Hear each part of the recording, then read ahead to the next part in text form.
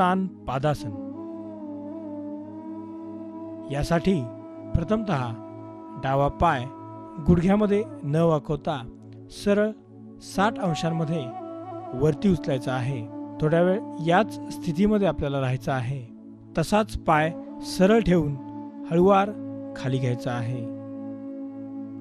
पुन्हा हेच आसन विरुद्ध बाजूच्या पायाने करायचं आहे।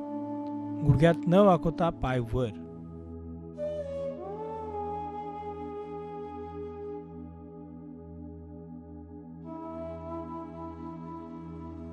उत्तान पादासन आपण दोन्हीही पायांनी सुद्धा करू शकतो।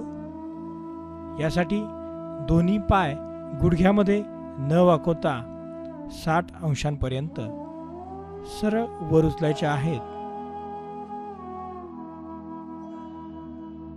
या आसनामुळे पोटावरची अनावश्यक चरबी कमी होण्यास मदत होते, पायांच्या स्नायूंची ताकद वाढते